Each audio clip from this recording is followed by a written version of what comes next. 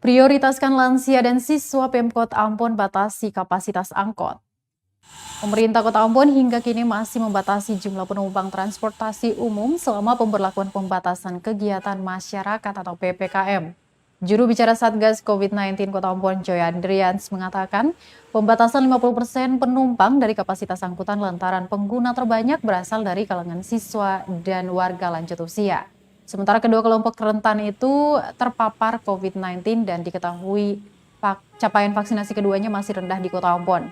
Berdasarkan data Tribunnews, vaksinasi lansia baru mencapai 55,3% atau sebanyak 13.605 jiwa dari target 24.613 jiwa. Dan siswa 75,1% atau 25.019 dari target 33.312 jiwa. Andrians menjelaskan penambahan kapasitas akan dilakukan bila target vaksinasi lansia bisa mencapai 60%, dan PPKM di Kota Ambon telah mencapai level 1. Untuk diketahui, pemerintah kembali memperpanjang PPKM level 2 di Kota Ambon hingga 8 November 2021 mendatang. Disebutkan tidak ada perbedaan aturan dalam instruksi Wali Kota nomor 12 tahun 2021 dibandingkan dengan instruksi Wali Kota nomor 11. Itu lansia. Sebagian besar kan yang bukan lansia itu rata-rata menggunakan kendaraan sendiri, kendaraan roda 2 maupun kendaraan roda 4 sendiri. Tapi lansia sebagian besar yang juga menggunakan fasilitas kendaraan umum.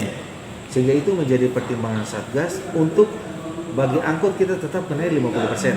Sampai dengan target untuk vaksinasi lansia itu mencapai 60% dan kita masuk ke level 1, kita akan kembali mengevaluasi Perwali dan otomatis untuk angkot yang ada akan ditambahkan presentasinya untuk pengangkutan masyarakat.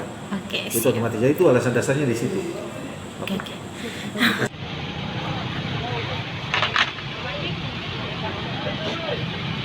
Terima kasih sudah nonton. Jangan lupa like, subscribe, dan share ya.